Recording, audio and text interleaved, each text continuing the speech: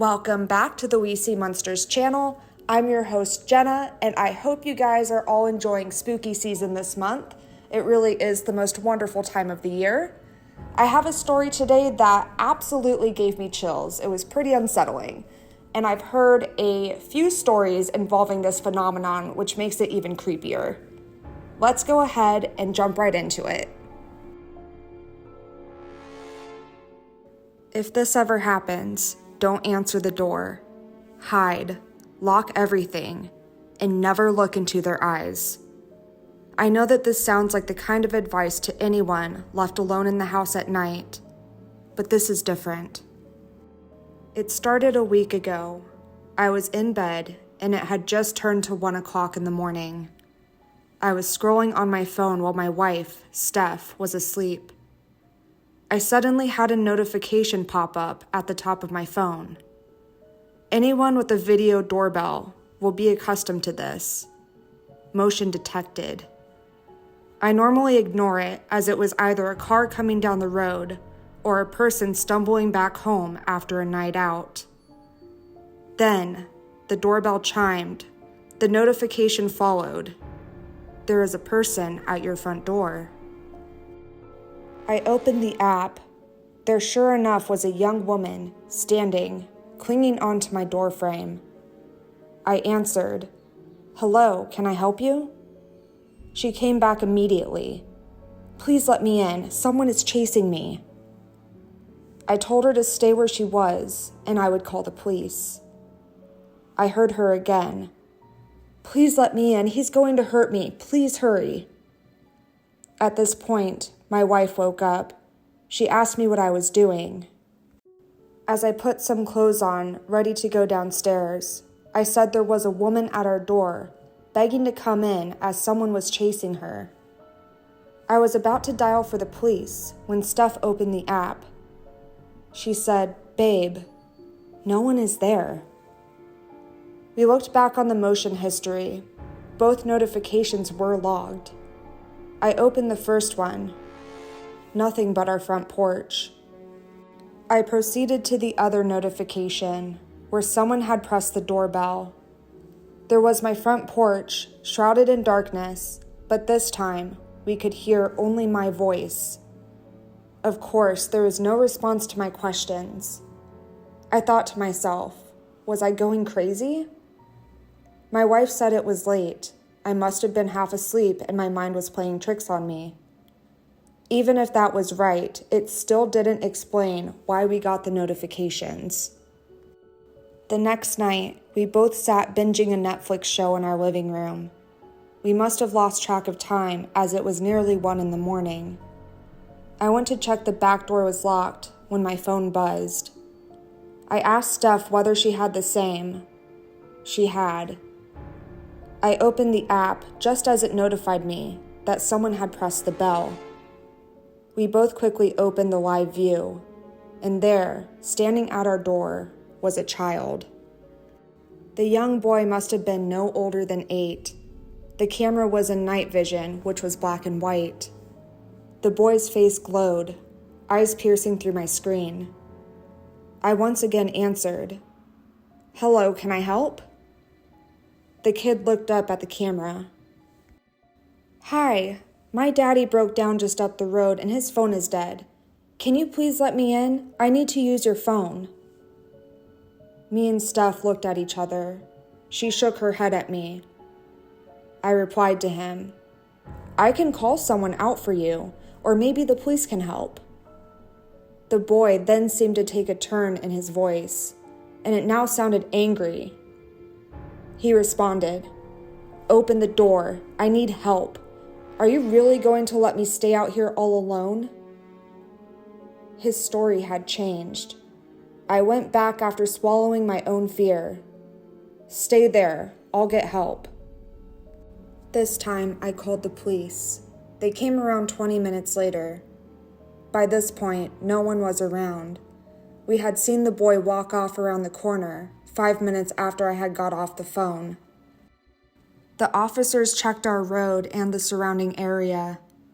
They found no people, not even the odd car driving around. We both tried to show them the app, but obviously, there was nothing there. The two officers were understanding and seemed to believe us. They gave us the department's direct number and told us to call them if anything happens again. We went to bed that night, scared and confused. We didn't understand what or why this was happening to us. The next day, we decided to get an early night. We made sure everything was locked and the house secure. We both fell asleep early. I was woken up, exactly at 1 o'clock, to the sound of 2 sets of buzzing from my phone. I ignored these. I just rolled over and went back to sleep. When I looked at my phone in the morning, I opened up the doorbell app. The video playback showed nothing, but I could hear scratching for about 2 to 3 seconds after the apparent press of the bell. I went downstairs and checked the door. 3 sets of 4 deep scratches went down my front door. The anxiety hit me like a tidal wave going throughout my body. I now feared the night ahead of us. 2 nights ago, we had both decided to stay up. We were going to put an end to this. We were on edge in our own home, and it just wasn't right. The minutes drew closer to that damn time, 1 o'clock. Then, right on schedule, the notifications started. I opened the app. Now stood there one of the policemen.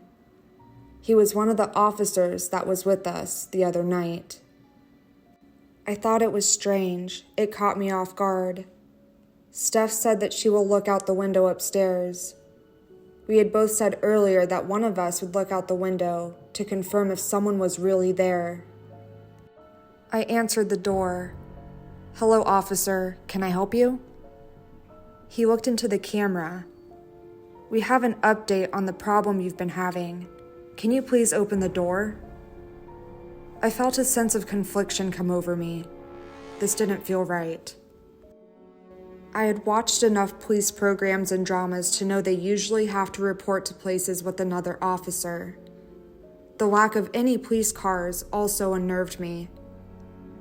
"Sorry, officer, I'm sure you can understand the reluctancy to open the door due to our situation."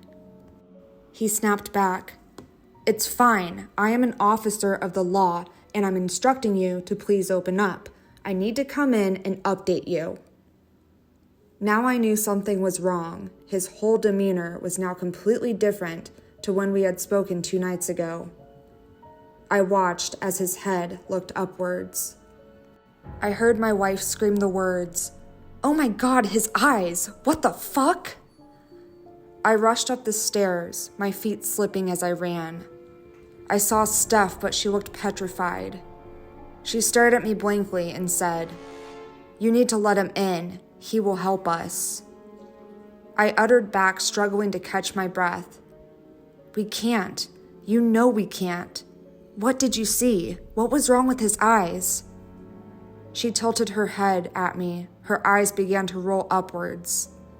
"Let him in. Let him in." Her tone started to change. It was turning into a gravely rasping voice. Her face now full of anger as she screamed at me, "Let him in now!" I grabbed her and shook her while shouting, "Steph, listen to me. Snap out of it." She looked back at me, dazed and confused. She said with tears in her eyes, "I want to go to bed." I said, "Only if you are okay." She said she was fine and didn't know what happened. I checked the video feed once more. No one was there. It took me a few hours to fall asleep, worrying about what happened to Steph. When I woke up the next morning, Steph was gone. Her phone and jewelry left on the bedside cabinet. I went downstairs and searched for her, but nothing. She wasn't in the house. I called the police department on the number I was given. I spoke to the partner of the policeman that was at my door. I told him everything that happened and that my wife had gone missing. They told me the officer that was stood at my door 8 hours earlier was on leave. He flew out on holiday yesterday morning, so it couldn't have been him. In the hours ahead, a search team was assembled, and I joined them in searching the local area. There was no sign of her.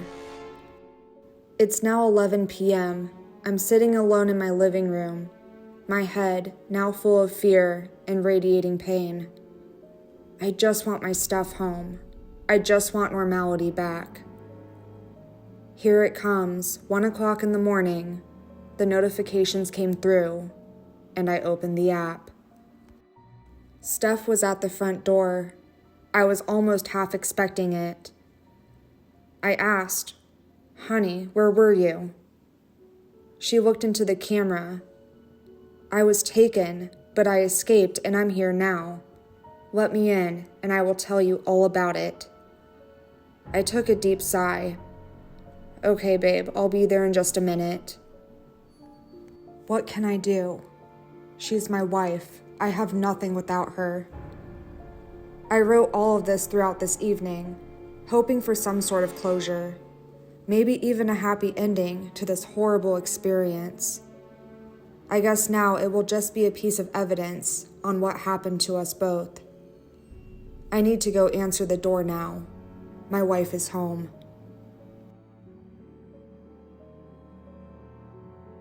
For more spooky content, you can click the links below to check out my TikTok and listen to the We See Monsters podcast.